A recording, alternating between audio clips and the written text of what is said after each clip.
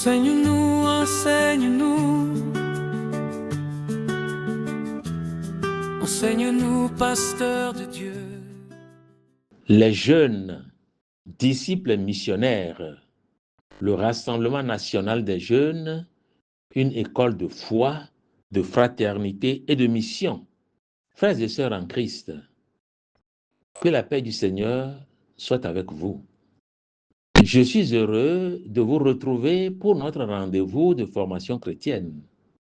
Ensemble, mettons-nous à l'écoute de la parole de Dieu afin qu'elle éclaire notre intelligence, fortifie notre espérance et renouvelle notre amour pour le Christ. La dernière fois, nous avons médité sur les enfants et les jeunes, espérance de l'Église et de la nation.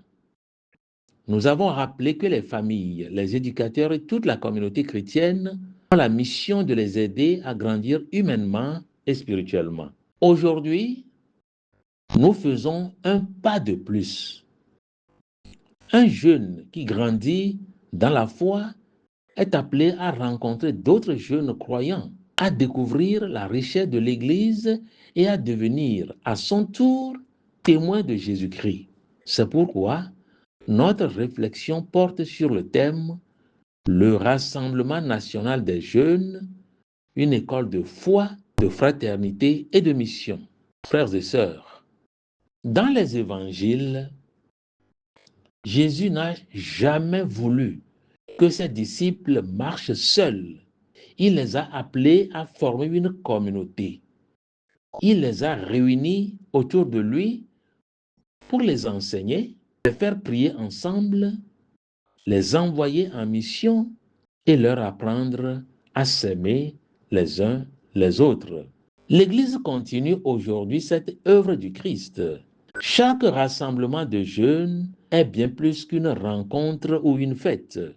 Il est une expérience d'Église. Le Rassemblement national des jeunes est un temps de grâce où des jeunes venus de différents diocèses, de différentes cultures et de différents milieux sociaux découvrent qu'ils appartiennent à une même famille, la famille de Dieu. Saint Paul nous rappelle, vous êtes le corps du Christ et chacun de vous est un membre de ce corps. 1 Corinthiens 12, 27. Cette vérité est essentielle. Dans un monde où beaucoup de jeunes connaissent la solitude, où certains cherchent leur identité dans des modèles parfois trompeurs, l'Église leur dit, tu n'es pas seul, tu appartiens au Christ et tu as des frères et des sœurs. Pourquoi participer à un tel rassemblement? Et certains pourraient penser qu'il suffit de rester dans sa paroisse. La paroisse est effectivement le premier lieu où la foi grandit. Mais il est bon aussi de faire l'expérience de l'Église dans sa dimension diocésaine et nationale. Lorsque des milliers de jeunes prient ensemble, chantent ensemble, écoutent la parole de Dieu et célèbrent l'Eucharistie, chacun découvre que la foi est vivante et qu'il n'est pas seul à suivre le Christ. Ces rencontres permettent également d'écouter des témoignages, de recevoir un enseignement solide, de rencontrer des prêtres, des personnes consacrées, des séminaristes et des responsables de mouvements. Elles peuvent devenir un moment décisif dans une vie. Combien de vocations sacerdotales, religieuses ou missionnaires sont nées lors d'un rassemblement de jeunes? Combien de jeunes ont retrouvé le chemin de la confession, de la prière ou de la messe dominicale grâce à une telle rencontre? Dieu sait profiter de ces moments pour toucher les cœurs. Mais, chers jeunes, il ne suffit pas de participer. Il faut participer avec un cœur disponible. On ne va pas à un rassemblement seulement pour retrouver ses amis. prendre des photos, pour vivre un moment agréable. On y va d'abord pour rencontrer le Christ. Souvenons-nous de ces paroles du Seigneur. Venez à moi, venez à l'écart, dans un endroit désert et reposez-vous un peu. Marc 6, 31. Chaque rassemblement chrétien est une invitation à quitter pour quelques jours le bruit du monde afin d'écouter la voix de Dieu. Qu'est-ce qu'un tel rassemblement peut changer dans la vie d'un jeune? Il peut lui faire découvrir que Dieu l'aime personnellement. Il peut lui redonner confiance lorsqu'il est découragé. Il peut réveiller en lui le désir de la sainteté. Il peut lui faire comprendre que la vraie liberté consiste à choisir le bien. Il peut aussi lui faire entendre un appel particulier, celui du mariage chrétien, du sacerdoce, de la vie consacrée ou d'un engagement généreux au service de l'Église et de la société. Dieu parle encore aujourd'hui. La question est de savoir si nous sommes prêts à l'écouter. À la fin de chaque rassemblement, une autre étape commence. On ne revient pas chez soi comme on est parti. Le jeune qui a rencontré le Christ devient un disciple missionnaire. Il retrouve sa famille avec plus de respect. Il revient dans sa paroisse avec le désir de servir. Il participe davantage à la liturgie. Il s'engage dans la catéchèse, la chorale, les œuvres caritatives ou les mouvements. Il devient un artisan de paix dans son école, son quartier et son milieu de travail. Autrement dit, il porte du fruit. Jésus nous le rappelle. Ce n'est pas vous qui m'avez choisi, c'est moi qui vous ai choisi et établi afin que vous alliez, que vous portiez du fruit et que votre fruit demeure.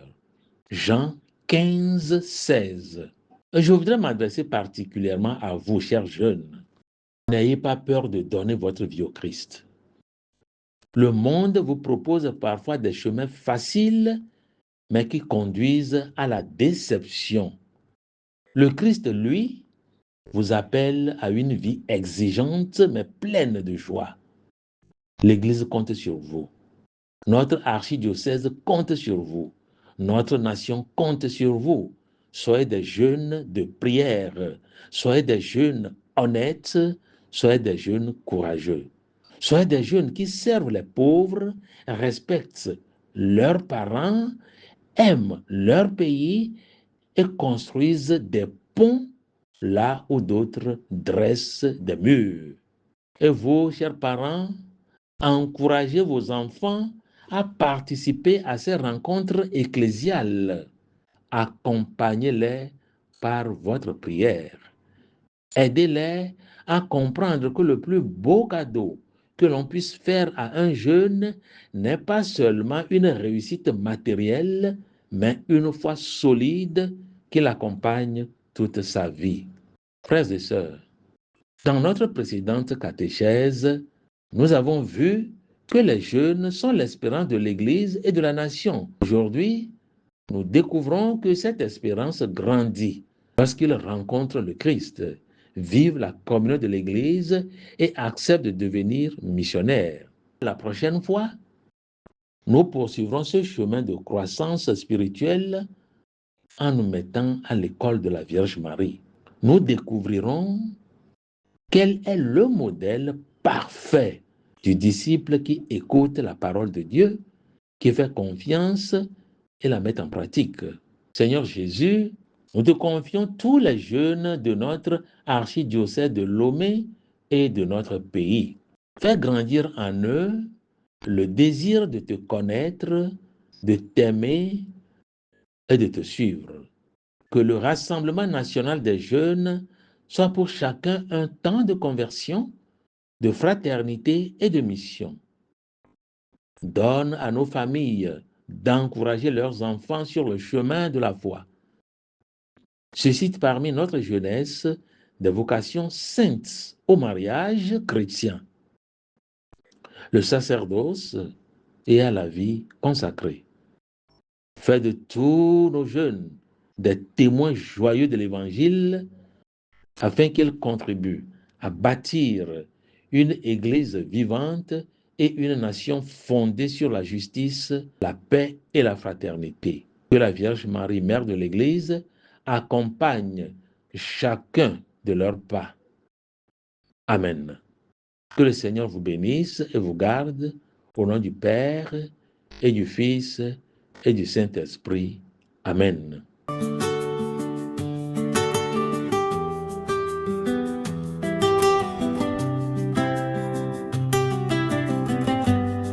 Enseigne-nous, enseigne-nous.